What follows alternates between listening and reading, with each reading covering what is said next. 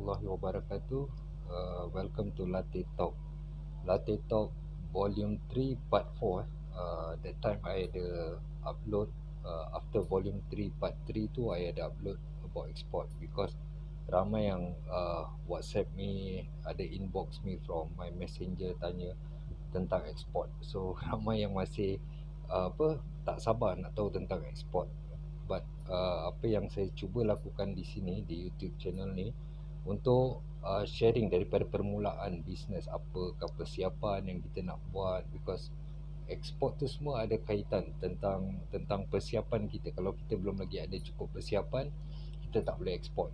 Kalau kita belum lagi ada proper business plan, kita belum lagi faham tentang produk kita pun masih belum boleh ekspor. Jadi hari ni kita akan share tentang ni lah, tentang persiapan masuk ke volume 3 part 4 masih dalam persiapan dalam bisnes dan kefahaman dalam bisnes. Okay, that time I katakan kita akan continue tentang know your competitor ni semua. Tapi sebelum tu I nak bring up topik tentang ubat-ubat. Ada orang tanya tentang kalau boleh ekspor produk-produk kesihatan atau ubat-ubatan. Okey, ni actually terjadi, inilah punca-punca dari bukan punca salah satu alasan datangnya coronavirus ni semua, because as we know WHO ataupun Big Pharma ini adalah satu organisation yang kontrol ubat-ubatan, dan mereka juga membuat satu bisnes. So kita nak kena faham pada zaman dulu doktor dan nurse yang diperlukan itu during zaman perang. Jadi bila ada peperangan mereka perlukan doktor, nurse, dan juga seperti kecelakaan dan sebagainya. Tapi sejak kebelakangan ni, bila perang dah tak terlalu banyak terjadi, ada terjadi di beberapa negara tapi tak semua negara. Jadi Big Pharma ni dia punya business going down kerana salah satu sebab dia kerana dah makin banyak produk-produk yang dapat mengurangkan risiko penyakit atau menyembuhkan penyakit. Jadi after that they start to aware produk-produk seperti produk alami seperti soursop, durian Belanda, daun durian Belanda, daun kelo dan sebagainya. Jadi ini semua yang membuat their business going down. Jadi this is the reason kenapa diorang buat this virus, supaya diorang punya business keep on going, diorang dapat duit. Ni part of the plan lah actually. But I don't want to touch about this much because it's a bit sensitive dan ramai orang belum lagi faham tentang ni. So I don't want to, my focus here tentang business. Jadi untuk produk-produk ubat-ubatan atau kesihatan tu, kalau boleh kita try to avoid, jauhkan. Kalau kita ingat kita nak export produk-produk kita, kita try to avoid all this product. Okay, kita cuma fokus dengan produk yang produk keperluan, produk kebutuhan. Barulah kita boleh see the bigger market in front of us. Okay, tentang 6P yang saya katakan di dalam video yang volume 3 volume 3 part 3, I ada mention tentang kita harus faham tentang 6P dan 5P, 5P. Okay, P for Papa. Okay, 6P yang kita nak kena faham ni adalah prior planning and preparation to prevent poor performance. Maksudnya kita harus membuat persiapan lebih awal dan persiapan planning dan persiapan lebih awal untuk mencegah daripada poor performance, mencegah daripada kita punya performance jadi poor lah, jadi rosak, jadi masalah, jadi lambat dan sebagainya. Itu 6P yang kita nak kena fahamkan. Dan 5P yang kita harus faham tentang produk kita, yang jika kita nak buat produk sendiri,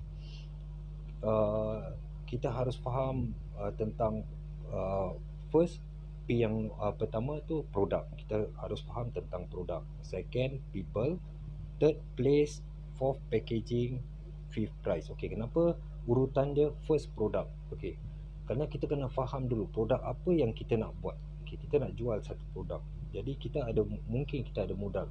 Kita first, bila kita ada produk, kita nak kena faham dulu tentang produk tu. Apakah produk ni is a need product atau a want product. So need produk kebutuhan, produk keperluan uh, oleh semua peringkat umur dan semua uh, group of people. Jadi bila kita tahu tentang this product ni untuk pasaran semua orang ataupun hampir semua orang, itulah produk yang kita nak kena fokus. Bukan produk yang kita buat barrier ataupun limit to consumer.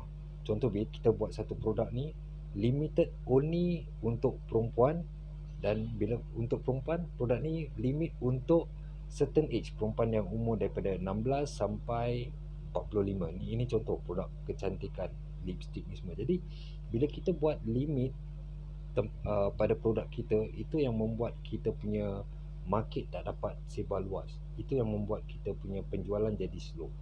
Jadi kita nak kena cari produk yang diperlukan pada hampir setiap orang.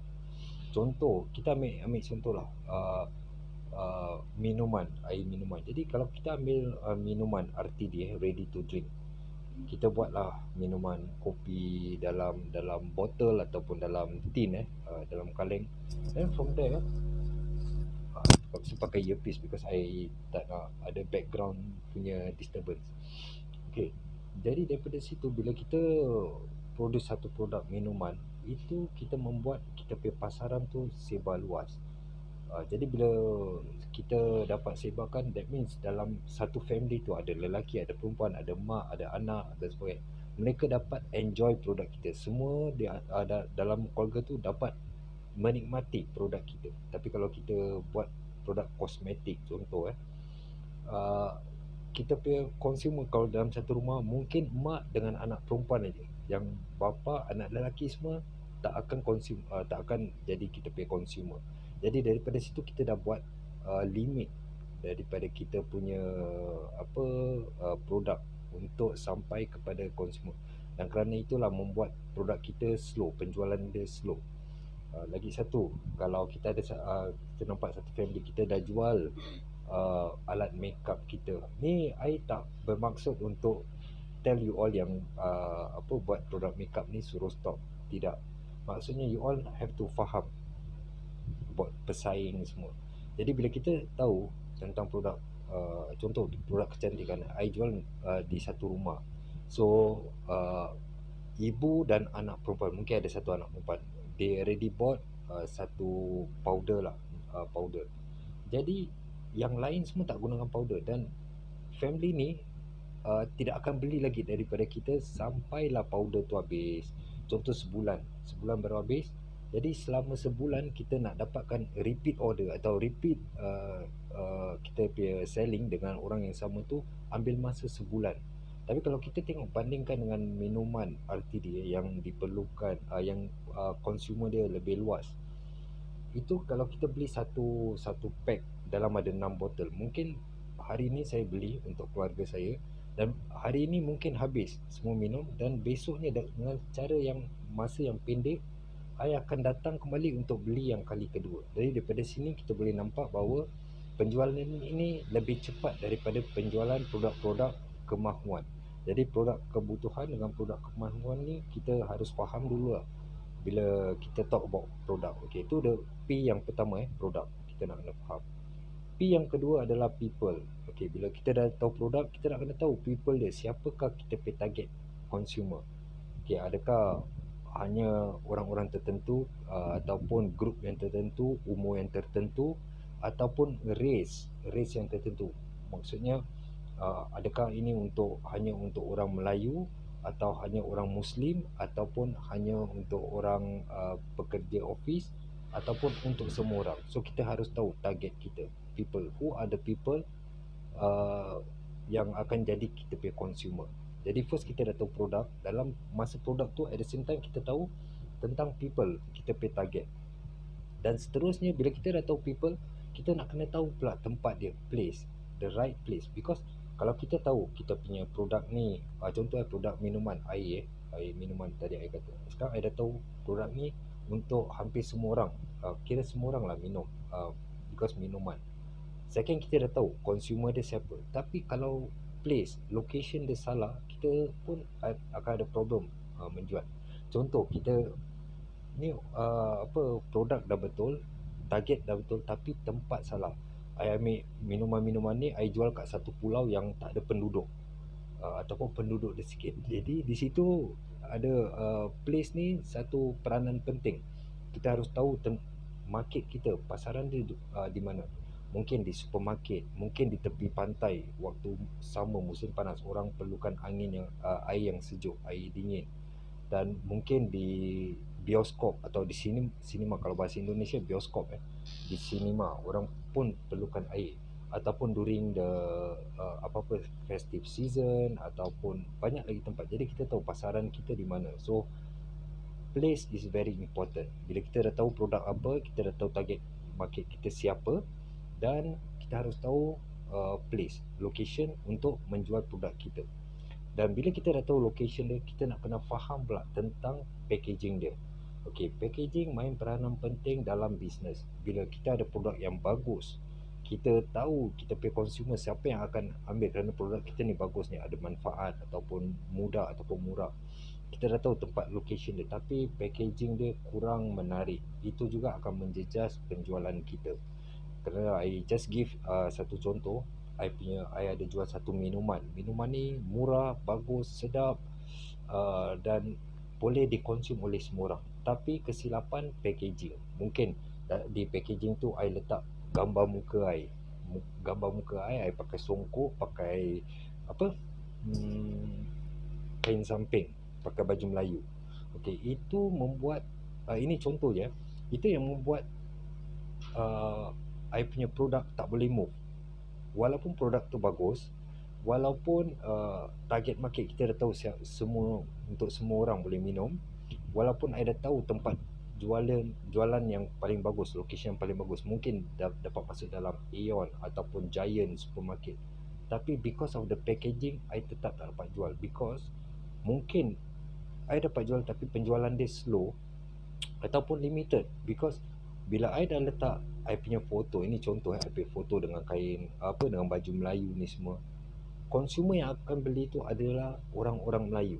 Bila dia tengok, oh ni produk Melayu, produk halal. Jadi kita telah membuat barrier ataupun kita block orang-orang bukan Islam atau bukan orang Melayu untuk membeli produk kita. Because bila bangsa lain nampak produk ni, automatically dia fikir, okay, produk ni produk Melayu, aku tak payah beli.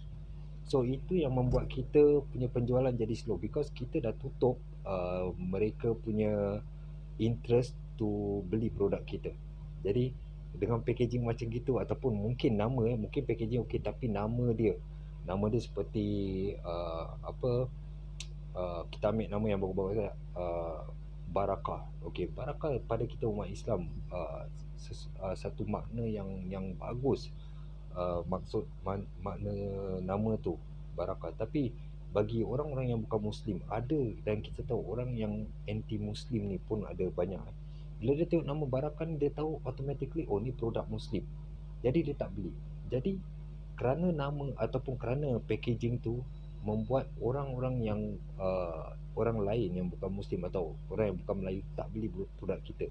Jadi kita dah buat barrier. Kalau kita ambil contoh, ada 10 orang masuk ke Giant, 4 orang ni bukan orang Muslim, bukan orang Melayu. Jadi yang 6 ni orang Muslim lah. Dia nampak mungkin 6 ni akan beli produk kita, dan 4 ni tak akan beli. Kerana bila dia tengok image tu, image daripada packaging tu, dia lihat, oh ni produk Melayu, produk Muslim, jadi dia tak sentuh. Lagi-lagi kalau di Malaysia ada this BMF punya ini program. Jadi itu yang membuat kita punya produk tak sampai ke consumer yang bukan Muslim.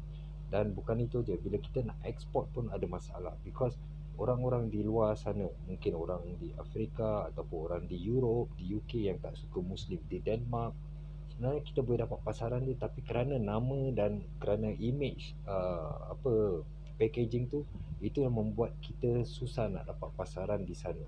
Jadi this is the thing yang kita nak kena faham tentang packaging. Jadi packaging tu bukan hanya tentang barcode, nutrition fact semua, tapi kita nak kena faham dia punya image yang menarik perhatian consumer bila kita nampak produk kita. Dan P yang nombor 5 adalah price. Price juga kita harus tahu untuk set up price. Bila kita nak buat satu produk tu, kita harus dapatkan produk yang paling simple dan kos yang paling murah. Okey, kita tak boleh fikirkan produk ni sekarang tengah boom, banyak orang tengah cari susu coklat, so kita buat susu coklat, ataupun banyak orang tengah cari durian cake, kita pun sibuk buat durian cake. Kita tak pedulikan tentang kos. Jadi bila kita buat produk-produk ni, dia punya kos agak mahal. Untuk masa ni kita mungkin fikir boleh dapat pasaran walaupun mahal, kerana sekarang tengah trend, tengah banyak orang beli. Jadi kita punya kefahaman tentang produk kita ni belum lagi up to the maximum. Because kita nak kena fikir tentang, ini contoh durian baru-baru ni ada nampak kopi durian.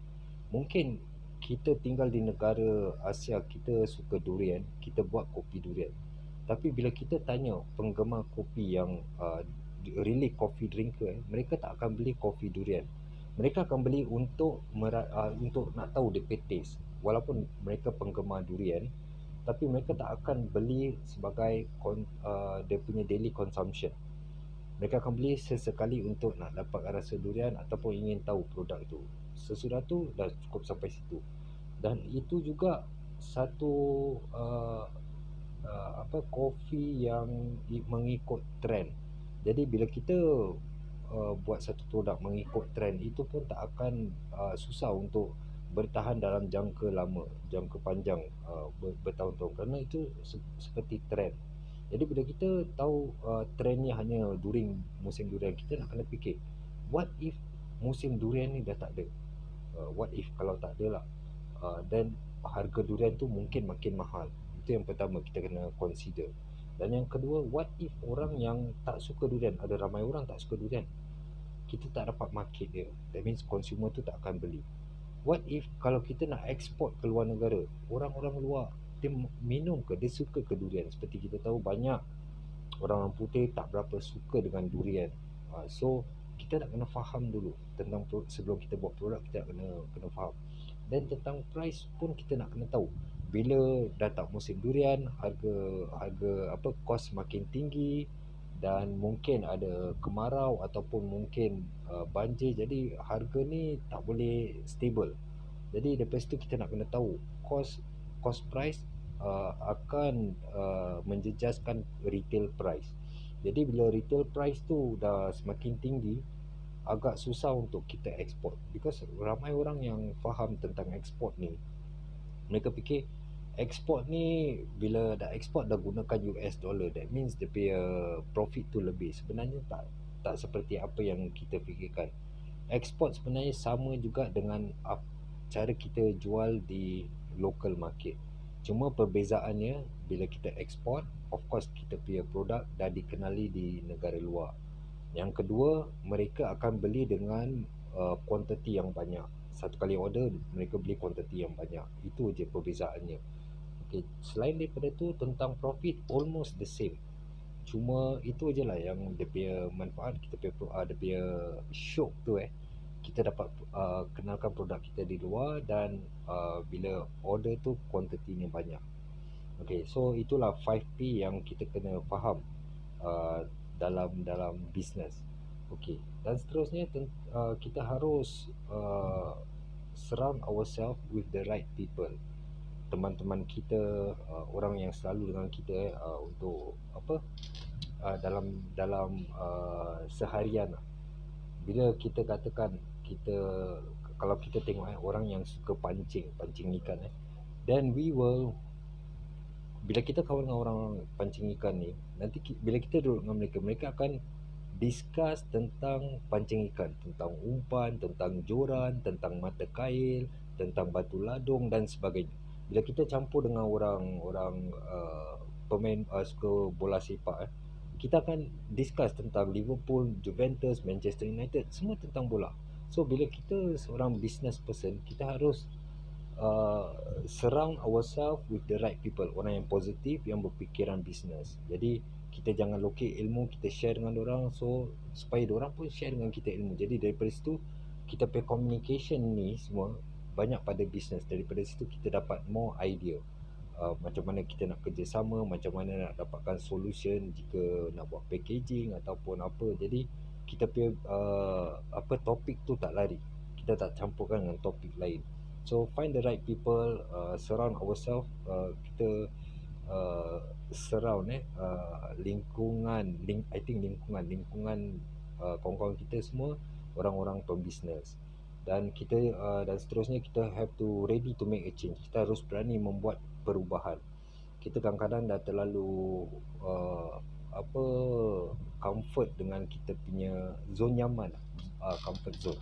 Kita dah terlalu selesa dengan apa yang kita lakukan selama ni, sehingga bila ada peluang lain kita tak nak ambil peluang tu. Kita takut because kita fikir aku dah selesa dengan apa aku jual. Kita masih percaya dengan penjualan kita masih okey. Sebenarnya kita tahu penjualan kita ni tak okey, kita masih struggling, ataupun kita tahu penjualan kita ni okey tapi kita boleh pergi lebih jauh, cuma kita takut untuk membuat perubahan.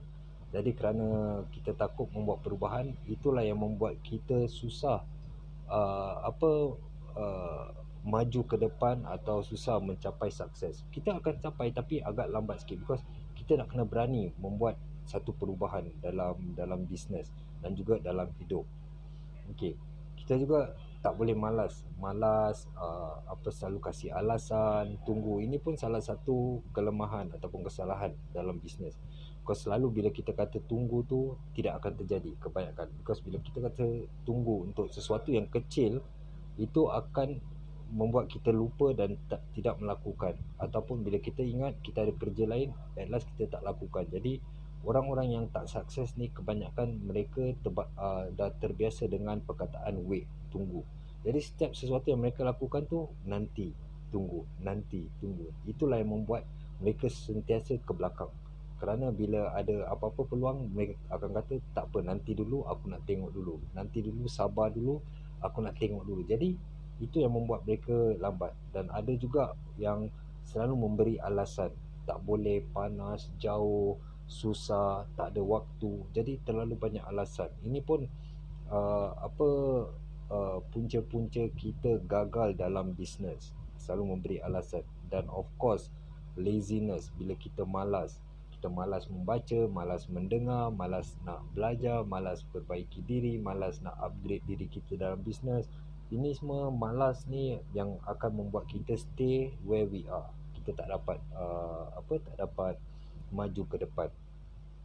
Kita juga malas mendengar nasihat ataupun penjelasan. Kita bila nampak sesuatu tu kita malas nak faham dulu. Kita ambil shortcut untuk untuk memahami. Bila ada satu nasihat tu ataupun ada satu video tentang bisnes, kita tak nak faham betul-betul, kita just tengok sikit, terus kita assume mungkin macam gini. Jadi kita gunakan mungkin, kita terus assume. Kita tak nak ambil masa untuk memahami dulu. Jadi kita ambil jalan pendek. Kita tak nak belajar, jadi kita tanya orang yang dah tahu. Jadi kita cuma tanya, macam mana kau buat gini? Kita nak cara shortcut. Kita nak sukses tu dengan cara yang cepat. Kita tak nak belajar, jadi kita tanya orang yang dah buat. Contoh orang yang dah export, macam mana kau export? Macam gini. Okey, aku pun nak export ni. Jadi dia nak belajar dengan cepat, nak export dengan cepat, tapi dia tak nak belajar. In the end, bila dia tahu dia nak kena belajar dan fahami seluruh proses, terus dia rasa malas. Leceh lah, malas. Okey, tak payah export. Terus cita-cita dia tu dia putuskan sampai situ, dia balik ke comfort zone dia. Jadi itulah, kita nak kena rajin baca, rajin mendengar. Jangan ambil jalan shortcut, because orang-orang yang kebanyakan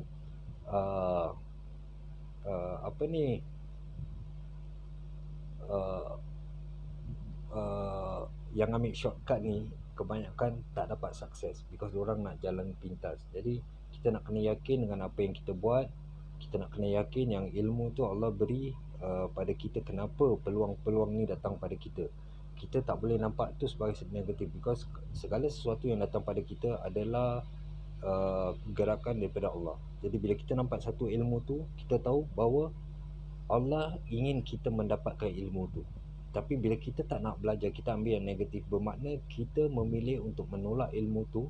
Jadi kita tak boleh salahkan Allah bila kita tak berjaya, kerana Allah selalu memberi kita peluang, memberi kita ilmu, kasih kita nampak ni, kasih kita nampak tu. Jadi kita tak belajar, kita tak nak terima. Jadi kesalahan tu daripada kesalahan kita. Kita selalu doa, ya Allah berilah aku kekuatan.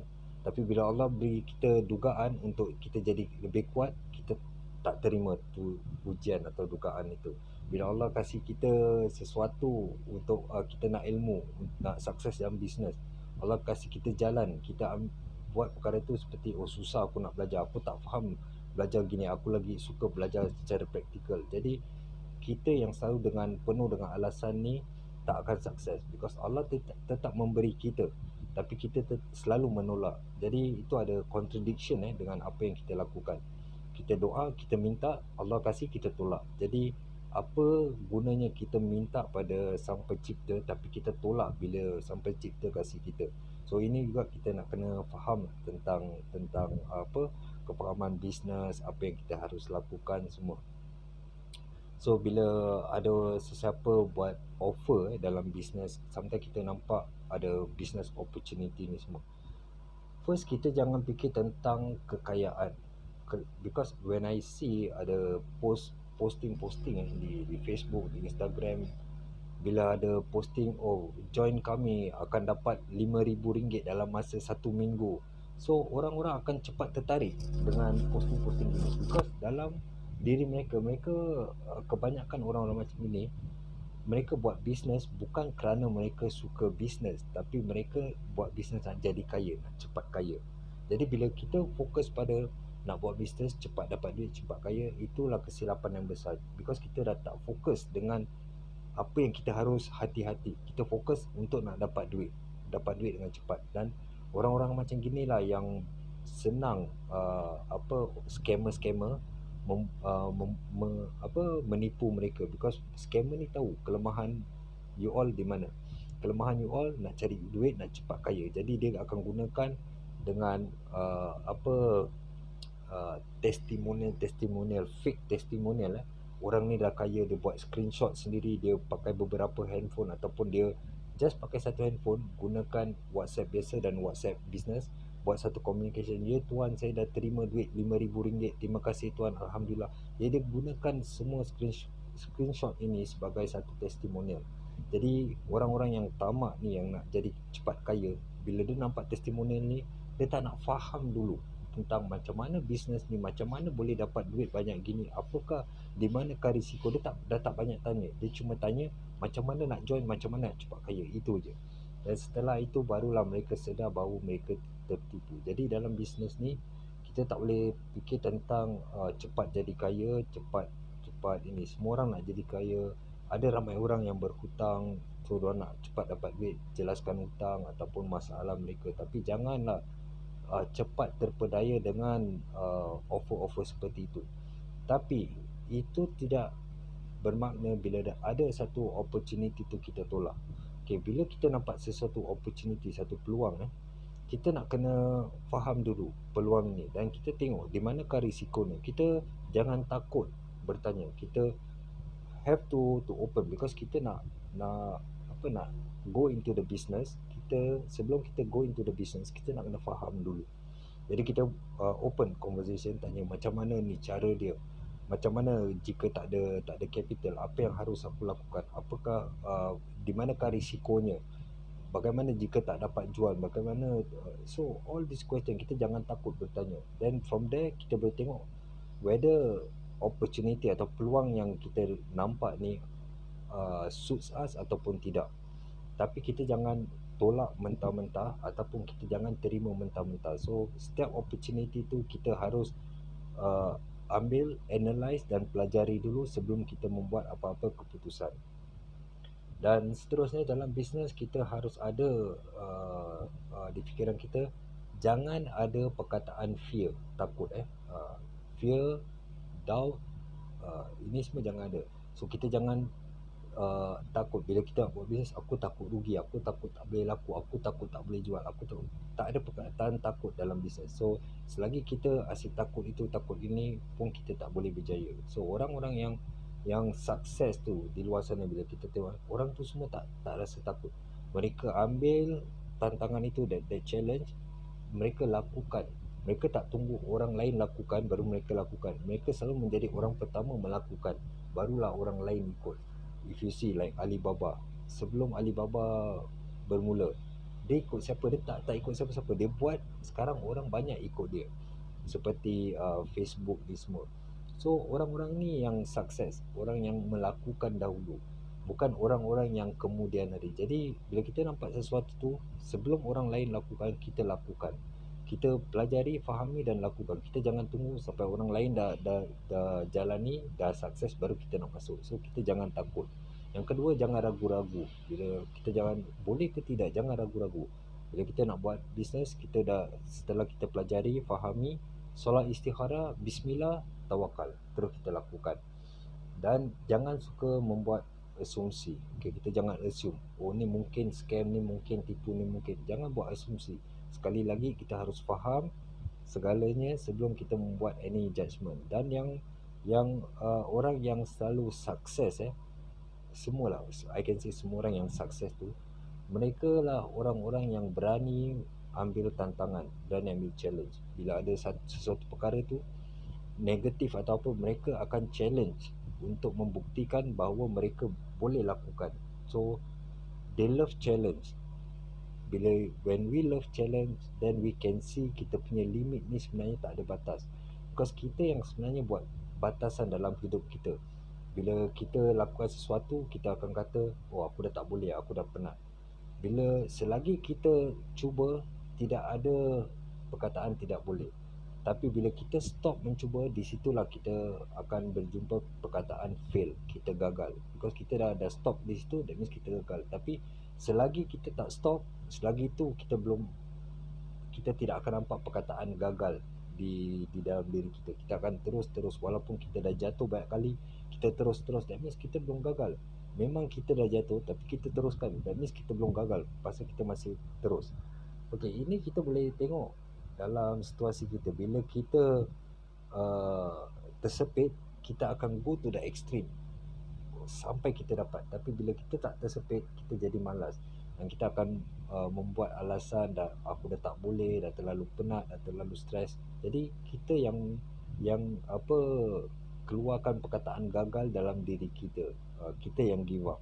Sedangkan kita tahu Allah Subhanahu Wa Taala tak suka orang yang give up. Jadi kita tahu Allah tak suka hamba dia give up, tapi kita give up.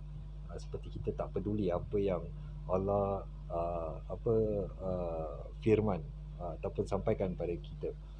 Okay, think about the difficulties, but okay, ini juga bila kita jumpa masalah, tadi baru I share dengan my friend, bila kita jumpa satu masalah dalam bisnes, kita jangan fokus pada masalah tu, because masalah tu tetap ada di situ. Bila kita berdepan dengan satu masalah, kita cepat-cepat alihkan kita punya fokus ni pada solution. Kita start to focus on cari solusi.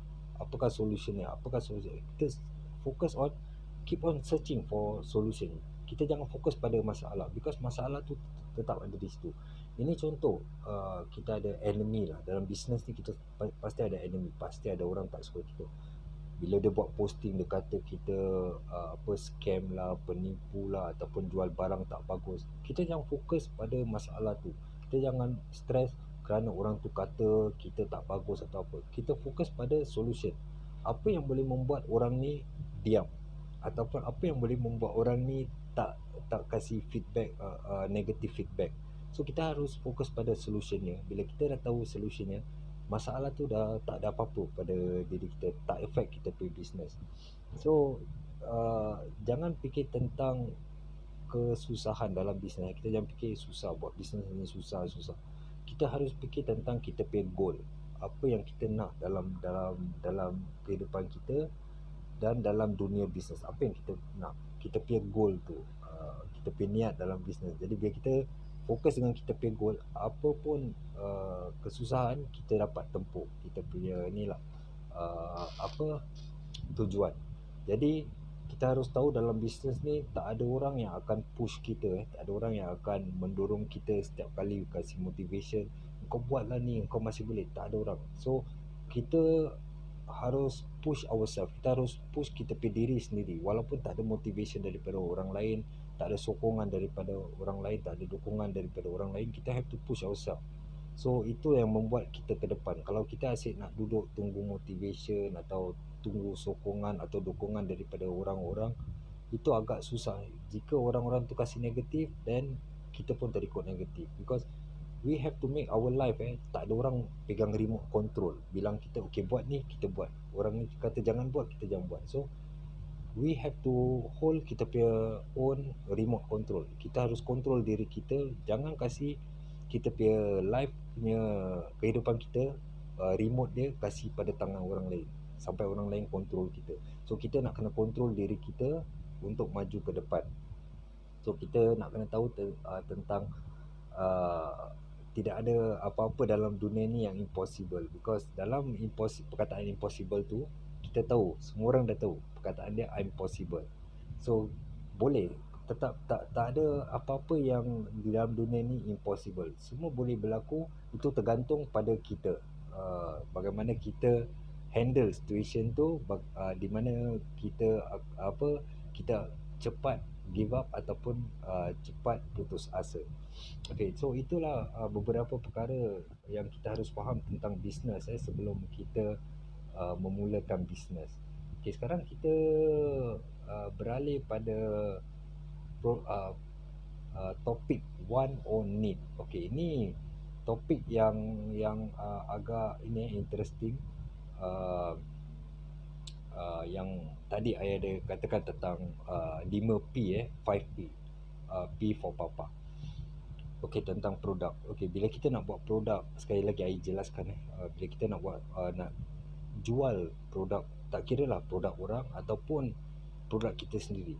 First kita nak kena tahu tentang produk ni. Adakah produk ni satu produk kebutuhan ataupun satu produk kemahuan. Okey, kita harus faham dulu. Bila kita dah faham produk ni, kita dah tahu dapat choose produk ni adalah produk kebutuhan orang perlukan, ataupun mungkin bukan produk kebutuhan tapi produk yang cepat, penjualan dia cepat. Okay, kita dah tahu produk ni. Sekarang kita nak kena faham tentang berapa banyak pesaing dia. Pesaing ini contoh, kita ambil snacks. Okay, snacks, crackers. Okay, kalau kita compare snacks, satu keropok, okay, kita katakanlah keropok udang. Keropok, kalau kita bandingkan keropok udang dengan kosmetik, okay, kita boleh nampak bahawa kosmetik tu kemahuan, dan ini juga kemahuan kalau kita nak makan keropok udang. Tapi keropok, kalau bandingkan penjualan, keropok lebih cepat penjualan dia daripada kosmetik. Okay, kalau kita bandingkan satu customer beli kosmetik ni, mungkin lepas sebulan baru dia beli lagi bila kosmetik tu habis.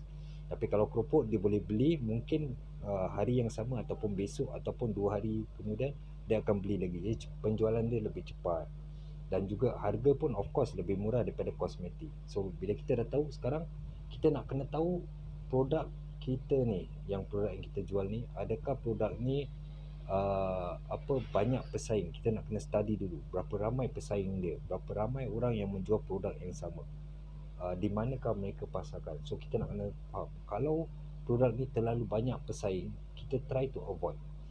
Kalau kita nampak macam popcorn, contohnya popcorn ada flavor coklat ni semua, kita tengok produk tu tengah viral, ramai orang yang menjadi agent reseller menjual popcorn coklat. Tapi bila dah terlalu ramai orang jual, kita dah ada ramai pesaing, that means kita punya penjualan akan semakin slow, because consumer akan cari tempat mana yang paling dekat dengan mereka, seller mana yang paling rapat hubungan dengan mereka, dan harga juga. Mungkin di lain tempat jual harga yang lebih murah sedikit ataupun kasih diskaun ataupun apa. Jadi bila kita tahu makin ramai pesaing, kita cuba elakkan daripada menjual produk yang sama. Daripada situ kita cari produk yang tak banyak pesaing. Jadi bila orang consumer nak beli, they have to come to us to buy, because dia tak susah nak dapat daripada tempat yang lain. Okay. Dan jika produk owner, untuk produk owner pula, bila kita nak buat satu produk tu, kita dah tahu tempat pesaing semua, tak ramai pesaing, kita nak kena faham lah, adakah produk ini akan ada demand, uh, demand di masa hadapan. So kita, contoh tadi saya katakan kopi durian, mungkin pada waktu ni ada demand, tapi adakah produk ni akan ada demand dalam masa 2 tahun akan datang atau 5 tahun akan datang? Kita pun nak kena tahu, adakah produk ini akan ada pesaing di masa yang akan datang. Ada tak orang akan buat kopi yang hampir sama, base dia kopi durian tapi lain brand, ada perubahan sikit lah, tapi benda ni boleh tak terjadi ke depannya. So kita nak kena faham tentang ni ke depannya, whether kita boleh ada pesaing ke depannya ataupun hanya kita je yang akan continue this business. Dan kita juga kena faham tentang produk want and need. Adakah produk ni produk yang kita suka ataupun consumer suka, consumer sedang cari. Because kita tak boleh jual produk yang kita suka, tapi kita harus jual produk yang consumer suka. Because end of the day, bukan kita perlukan produk tu, kita perlukan profit dari produk tu, dan customer yang perlukan produk tu. Jadi kita tak boleh jual produk yang kita suka, yang kita rasa sedap, tapi customer tak suka. Jadi kita nak kena pilih produk yang tepat, yang sesuai dengan consumer punya demand, barulah kita buat keputusan untuk membuat produk itu. So yang seterusnya, kita nak kena faham tentang bila kita buat satu produk tu, adakah kita menjual dia value ataupun benefit. So ini pun kita nak kena faham, adakah kita jual produk ni kerana dia punya value atau benefit. Jadi daripada situ kita boleh fokus. Kalau kita fokus on value, that means kita nak kena fokus bahawa harga produk ni murah dan berbaloi. Contoh jual we can say inilah produk frozen, mungkin curry puff, epok-epok, kalau orang Singapore panggil epok-epok. Okay, curry puff dalam ada sardin ataupun dalam ada kentang kari. So kita jual dengan harga yang murah, tapi dia punya isi kat dalam tu banyak, jadi orang rasa puas bila orang beli tu, because of the value, harga murah dan puas beli. Jadi kita boleh fokus tentang value. Jadi kita jual produk dia kita kerana value. Tapi kalau kita nak fokus pada benefit, mungkin harga dia mahal, tapi kita nak kena tahu tentang benefit. Okay, contoh produk-produk produk konsumen biasa seperti susu, tapi ada benefit dia. Seperti susu ni ada habatus sauda, ada buatin, buatin, ada kismis. Jadi dia punya benefit tu ada kat situ.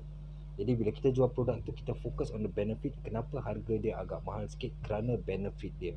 Jadi kita nak kena cari cara untuk marketing. Bila aku produce produk ni dan aku nak fokus pada benefit, memang harga dia, cost dia mahal, jadi aku nak kena fokus pada benefit untuk sampaikan pada consumer, atau buat consumer tu aware, faham tentang benefit ni. Jadi mereka tak lihat pada harga, mereka lihat pada benefit, berapa banyak benefit dalam susu ni, barulah mereka rasa puas hati untuk beli produk kita walaupun mahal, tapi benefit dia ada di situ. Dan kalau kita nak fokus dengan value, produk tu mungkin dia gunakan tepung yang agak murah sedikit, tapi orang yang fokus pada value, harga yang murah, akan rasa puas hati. Dia punya inti banyak, mungkin ada 20 pieces dengan harga yang murah compare to lain. Jadi kita nak kena faham produk yang kita jual ni, adakah kita nak fokus pada value ataupun pada benefit produk. So bila kita dah faham, barulah kita boleh buat kita punya study tentang business plan, tentang marketing dan sebagainya. Dan yang seterusnya, nombor 4, tentang business for solution. Ini juga kita harus faham tentang bila kita nak buat satu produk tu, the best kita fokus on solution. Contoh, orang suka makan makan apa okay, orang suka minum air kelapa. Ini contoh Orang suka minum air kelapa. Jadi minum air kelapa tu mereka perlukan straw. Jadi kita boleh cari idea. Ini semua contoh I kasih contoh. So minum air kelapa kita perlukan straw. Jadi kita buat satu solution yang boleh mendatangkan manfaat atau kemudahan pada consumer. Jadi itu salah satu business yang paling bagus, because if you can see banyak business yang sukses kerana mereka fokus pada solution. Bila ada solution, itu yang membuat bisnes mereka cepat dikenal, cepat diterima. Contoh kalau bila kita buat straw, tapi straw tu mungkin daripada seaweed. Ni I think di Bali 2017 dah ada orang buat daripada piring, semua diperbuat daripada seaweed, rumpun laut. Jadi bila kita buat straw daripada seaweed, setelah gunakan straw tu kita boleh makan straw tu, jadi tak buang bazir. Jadi itu salah satu solution agar kita tak buat about recycle, tak buat tempat kotor dan sebagainya. So salah satu solution. So bisnes gini lah yang kita harus fokus, kita harus cari idea. Kalau contoh orang nak makan durian, orang yang buat glove tu, sekarang kita nampak orang yang buat glove semakin maju, because bila ada vaksin, bila ada coronavirus, dan bila orang nak makan durian, mereka gunakan glove plastik disposable. Itu orang-orang yang berfikir lebih cepat, bukan lebih cepat, dia fikir jauh, dia cari solution. Orang nak makan durian boleh gunakan ini, bila corona orang takut nak pegang-pegang makanan. Jadi bila kita fokus pada solution, barulah kita dapat dia punya profit daripada solution yang kita kasih ni. Barulah kita dapat that profit, and that profit, dia punya result tu, that profit sebagai satu bonus untuk kita, because kita dah membantu mereka memudahkan urusan. Jadi kalau boleh kita cuba dapat idea untuk membuat satu bisnes yang menjadi solusi untuk orang. Salah satu contoh ni, bukan saya kata Sindokop bagus okay, kita try memudahkan orang-orang yang ingin ekspor. Okay, dengan cara apa? Dengan cara kita membimbing mereka macam mana nak buat bisnes, macam mana nak buat satu produk, sehingga kita bimbing lah sampai they complete macam mana nak ekspor, dan macam mana kita boleh bantu mereka ekspor. Jadi kita terang memberi mereka solution untuk ekspor, daripada mereka tak tahu kat mana, macam mana nak ekspor, macam mana nak dapat klien. Jadi kita memberi mereka solution untuk memudahkan urusan. Jadi dari situlah bila kita memberi solusi, itulah yang membuat bisnes kita ni semakin cepat, semakin maju, semakin banyak demand daripada situ. Okey. So dan seterusnya tentang produk, masih tentang produk bila kita nak buat satu produk, kita harus widen kita punya target pasaran. Okay, ini pun ramai usahawan ataupun product owner yang masih belum dapat lihat belum lagi dapat lihat tentang pasaran mereka, because mungkin mereka punya fokus pada satu target, mereka belum lagi dapat besarkan target mereka. Sebentar. So bila kita buat satu produk, yang tadi saya katakan, kalau kita buat produk, kita jual produk pakaian, okay, kita produk owner, kita buat pakaian, mungkin hijab. Bila kita buat hijab itu bagus, niat kita bila kita jual hijab tu, dan muslimah akan gunakan hijab, cover aurat, itu menggalakkan mereka menggunakan hijab. Jadi kita pun insyaAllah dapat pahala daripada situ. Tapi selain daripada itu, kita juga harus fahami bahawa kita juga business person. Okay, tak semestinya kita jual hijab kita dapat pahala, hanya kerja pahala. Itu we can take that as another business, tapi kita harus faham tentang business yang kita boleh berkembang, boleh dapat pasaran yang lebih luas, dan tak ada limit di dalam pasaran tu. Okey, kalau kita ambil hijab tadi hijab, kita dah banyak pesaing, dan penjualan dah lambat, dan kita hanya dapat jual pada orang muslimah. Mungkin lelaki pun beli untuk isteri mereka ataupun anak mereka, tapi target kita hanya untuk muslimah. Dan that means dalam 100 orang 100 manusia, bila kita tengok contoh satu kawasan satu perumahan ada 100 manusia. Berapa persenkah di antara 100 ini Muslim? Okay, first kita tengok. Jadi dalam 100 tu mungkin hanya 90% Muslim. Kita ambil sikit lah, yang 10% tu bukan Muslim. Jadi kita dah kecilkan pasaran kita, target market kita. Bila kita dah dapat 90% tu, berapa ramai dalam 90% tu, berapa ramai lelaki, berapa ramai perempuan. Okay, mungkin kita potong lagi 30%, 30% lelaki. Jadi kita punya percentage tu dah jadi sikit, tinggal 60%. So bila 60% tu, berapa ramai dalam 60% tu anak kecil dan nenek-nenek yang tak pakai hijab yang macam kita jual ni lah. Jadi percentage tu makin turun, mungkin kurang, mungkin lagi 20%. Jadi tinggal 40%. Bila 40% orang yang gunakan hijab fashion gini, daripada situ kita dapat tengok ini 40% mungkin kita ambil umur yang 16 tahun sampai 45 tahun atau 50 tahun yang masih gunakan hijab fashion ni. Jadi daripada situ, berapa ramai di antara mereka tu akan beli produk kita, brand kita, ataupun mereka lebih suka yang hijab-hijab yang murah asalkan cover aurat. Jadi daripada situ kita dah makin mengecilkan kita punya target pasaran. Dan akhir sekali dengan percentage yang sikit yang tinggal tu, yang beli kita punya produk, itulah kita pay customer, dan customer itu tidak akan beli produk kita dengan cepat. Maksudnya mereka mungkin satu kali beli 5 helai, kita katakanlah 5 helai hijab, dan mereka tidak akan datang beli lagi sampailah satu masa lepas beberapa bulan mereka nak beli hijab, nak tukar hijab, barulah mereka beli lagi. Jadi daripada situ kita dah mengecilkan kita pay target market. Jadi bila kita mengecilkan, itu yang membuat kita struggle macam mana kita nak jual, kat mana kita nak cari customer, because customer kawasan ni dah beli produk aku nak kena cari customer lain. Jadi kita punya stress bukan hanya tentang produk, kita punya stress banyak kepada cari customer baru. Jadi kita nak kena cari satu produk yang tadi saya kata, contoh minuman RTD boleh membuka pasaran. Oh, produk ni kalau ada 100 orang, 100 orang boleh minum di situ, because produk minuman. Jadi 100 orang, 100 orang boleh minum. Kalau aku masukkan di pasaran, contoh jual di Chinatown pun boleh jual, walaupun semua penduduk di situ adalah orang Chinese, because itu produk minuman, so Chinese pun tetap minum. Kalau kita masukkan di apa, contoh di kawasan India pun akan beli.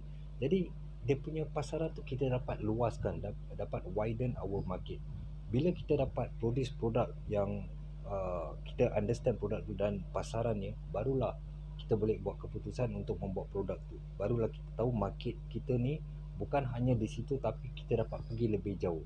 Tapi kalau kita pilih salah produk, itu yang membuat kita stres tentang bagaimana kita nak continue kita punya penjualan, bagaimana kita nak dapat customer, dan juga kita nak kena selalu update.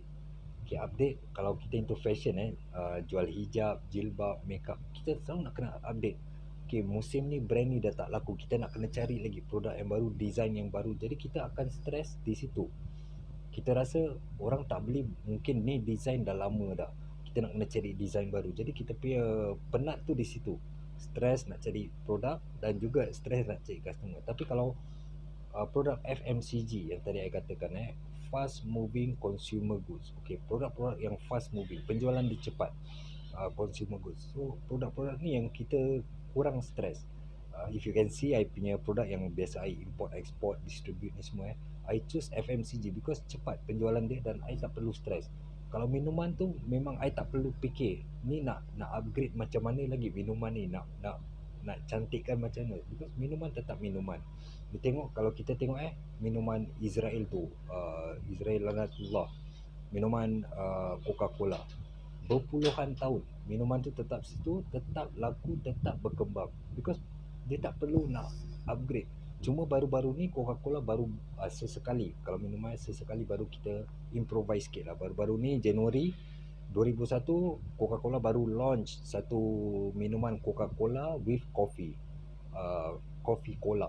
Itu diorang dah launch di Korea, US, sama ada 3 negara dia dah start to launch. So Coca-Cola baru yang ada coffee. Jadi bila kita faham tentang produk tu, kita faham tentang berapa lebar, berapa wide kita punya pasaran, itulah produk yang baik, yang tepat untuk kita produce dan mulakan bisnes tu. Memang banyak cabaran, tapi bila kita dapat produk yang tepat, kita akan kurang masalah dan kurang stres. Seterusnya, bila kita buat produk, okey, sekarang tentang penjualan kita. Bila kita ada produk ni, kita punya bisnes makin slow. Apakah solution yang kita boleh membuat produk kita jual cepat? Adakah A, yang pertama kita jual beli satu dapat satu free. Okay, buy one get one free. Macam kalau Indonesia beli satu gratis satu. Adakah itu A yang pertama, beli satu dapat satu free, atau beli satu dapat 50% diskaun? Okay, so kita harus fikir. Dan daripada situ you all dah dapat jawapan. Okay.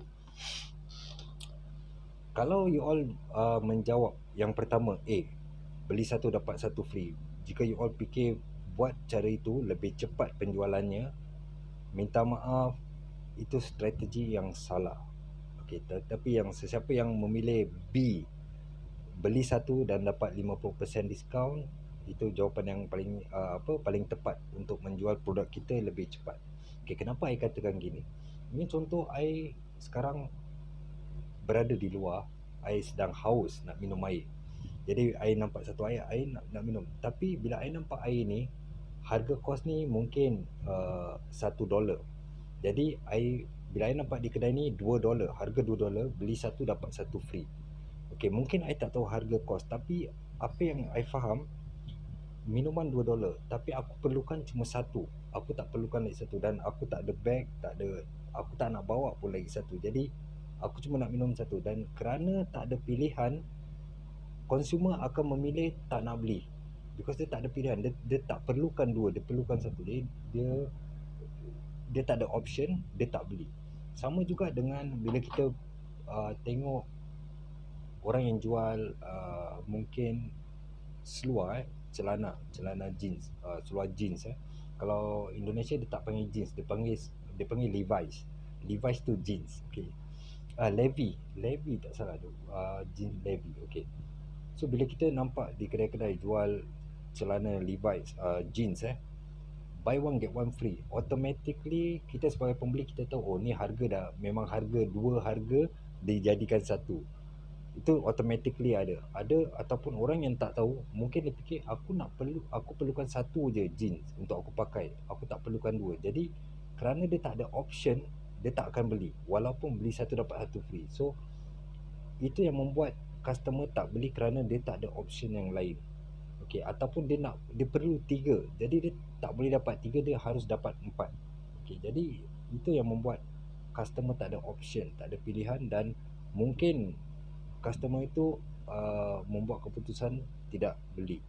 Tapi kalau kita buat satu produk dengan 50% diskaun, itu lebih membuat customer tertarik, because customer masih belum tahu harga kos. Bila dia nampak the discount 50%, in their mind, oh ni dah sedang murah ni sekarang. Satu kopi, contoh satu kopi ni 50% diskaun, so dah separuh harga. So why not aku, since tengah murah ni, aku beli 10. So dia ada option lah. Dia rasa dia tak nak kehilangan, dia malah beli lebih daripada tu. So mungkin dia beli 10, mungkin dia beli 5, mungkin dia beli 2. Kalau dia perlukan 2, dia boleh beli 2. Jadi kalau dia hanya perlukan satu, dia masih ada option untuk membeli satu. Jadi produk anda tetap terjual, walaupun 1, 2, 3, 10, lebih cepat penjualan dia daripada beli satu dapat satu free. So ini yang kita nak kena faham. Kalau boleh kita try to avoid, jangan kita jual buy one get one free. Kita buat discount, ataupun kalau kita nak kasih free, kita buat untuk produk baru. Contoh, I ada satu produk okay, mungkin glasses lah. Kita ambil this glasses. Okay, so kita nak promote produk baru kita nak jual produk baru. Jadi kita nak memperkenalkan produk ni untuk orang kenal. Okay, kita jangan ambil rasa agak susah sikit. Produk makanan juga atau produk minuman. Okey, ni minuman coklat. Yang kita sedang jual ni kopi. Jadi apa yang kita boleh buat? Kita boleh buat kopi ni dengan harga $2. Jadi beli kopi dapat minuman coklat free. Itu boleh berlaku. Jadi consumer dia uh, akan itu akan menarik perhatian consumer, because dia fikir kalau aku beli ni aku dapat try ni free. Ni minuman apa ni aku dapat try. So dia akan beli kerana produk yang lagi satu. Dan dalam masa yang sama kita juga dapat mempromosi dan mengenalkan produk baru ni pada consumer, dan daripada situ consumer kenal produk baru ni, dan dalam masa slow step by step kita boleh mula menjual produk ni, because orang dah kenal produk dia. Jadi slowly kita akan delete this coffee, kita dah tak jual, dan kita fokus on this product. Ini taktik yang bagus untuk kita memperkenalkan produk baru. Bila kita ada produk dan kita dah produk ni agak slow, penjualan ni slow, kita nak jual produk baru, kita boleh gunakan taktik ni untuk menjual produk kita as a clearance, nak cepat jual dan mempromosikan produk baru. Jadi produk kita yang lama ni cepat, penjualan dia cepat, orang akan beli kerana produk baru ni.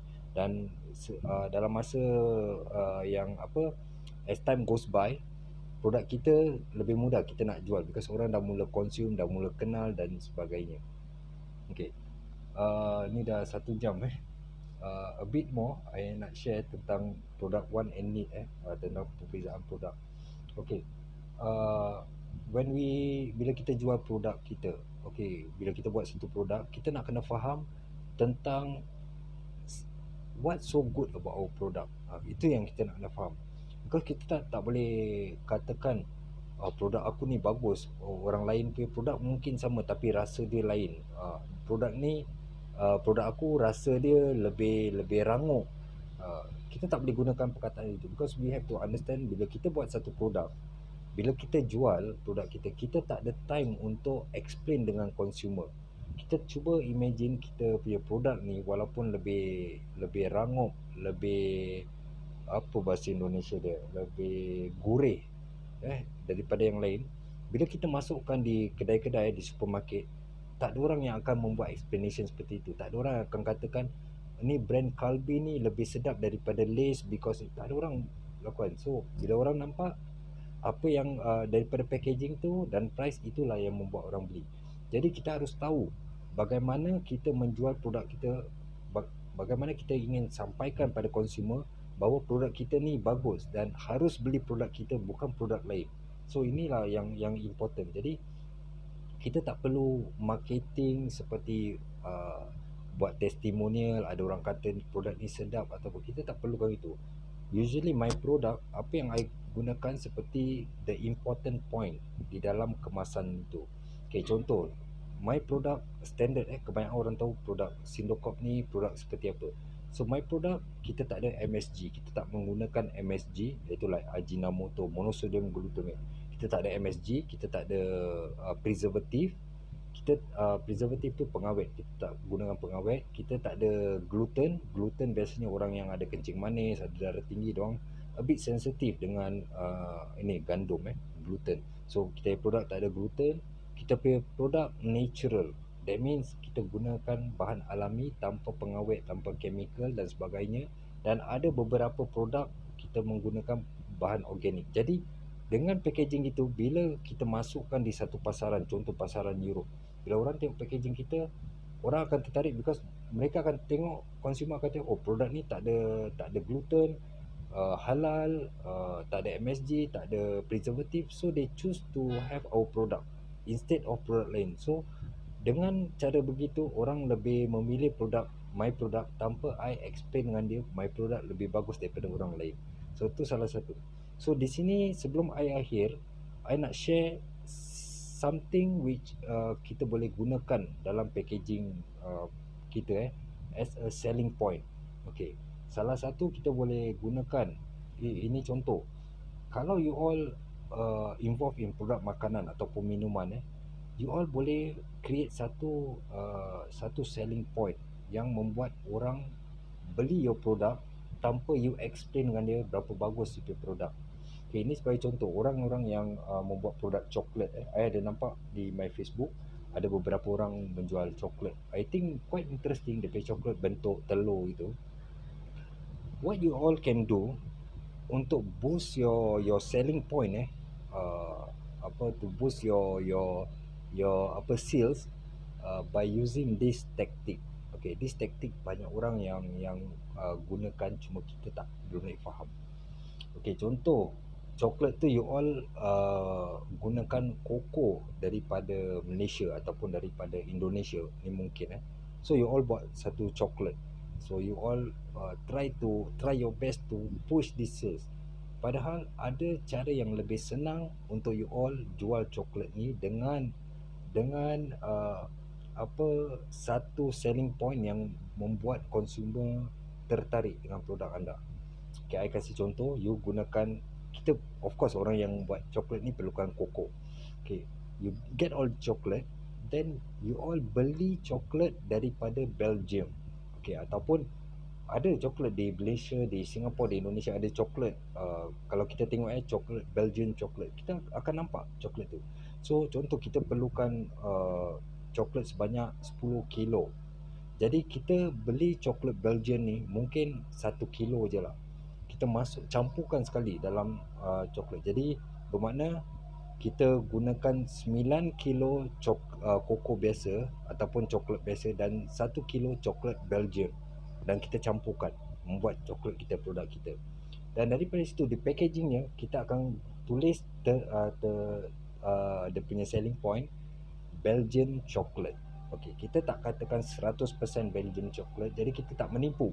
Dan kita juga tak menipu kerana kita tak katakan Belgium chocolate tu semuanya Belgium chocolate, tapi kita katakan ada Belgium chocolate di dalam tu. Coklat ni coklat Belgium. Jadi kita tak menipu, memang kita ada campurkan Belgium chocolate di dalam tu. Jadi itu yang membuat kita punya selling point jadi stronger. Bila orang tengok packaging kita coklat dan mereka lihat Belgium chocolate ataupun ada bendera Belgium dan ada nama Belgium, dan mereka akan rasa wow, ni mesti kualitinya tinggi. Itu yang membuat orang beli. Sama juga dengan produk-produk yang ada keju. Ada orang buat popcorn keju, kerepek keju. So you use this. You all gunakan 10 kilo keju. You hanya gunakan 9 kilo keju, dan lagi 1 kilo keju you mungkin beli keju Australian cheese atau New Zealand cheese. You all campurkan dan gunakan di dalam kemasan itu as Australian cheese or New Zealand cheese inside. Jadi kita tak bohong, kita tak perlu, kita jangan katakan 100% Australian cheese. Kita tak perlu kata itu. Kita hanya katakan Australian cheese. Jadi bila orang pembeli, consumer nampak packaging, wow, ada Australian cheese. So the perception of our product ni, quality ni terus naik tinggi. Ni ada Australian cheese, so must be good. Okay, jadi daripada situ kita tak perlu explain dengan orang produk kita lebih bagus, lebih enak, lebih apa. Kita tak perlu. Let the packaging, let the product sells by itself. Kita tak perlu nak sibuk-sibuk buat testimonial or anything. So the same with other product lah. Mungkin kalau buat kopi, produk-produk kopi, macam mana aku nak, ni aku cuma jual kopi je, kopi, mungkin kopi biasa je lah. Macam mana aku nak buat kopi ni tertarik? Kopi botol macam kita jual di pasar-pasar, pasar malam gitu kan, pasar minggu. Kopi biasa, macam mana aku nak tarik customer? Okey, kita gunakan, kita beli kopi sedikit, kopi daripada Bali, kita import, kita masukkan mungkin 1 kilo, dan yang lain gunakan kopi biasa, dan kita boleh letak di packaging tu kopi Bali, kopi Bali di dalam, something like that. So bila orang tengok, oh ni import daripada Bali, itu yang membuat consumer tertarik dengan produk kita, dan kita tidak perlu berbohong, dan kita tidak perlu penat-penat buat testimonial untuk membuat orang beli produk kita. So I think for this volume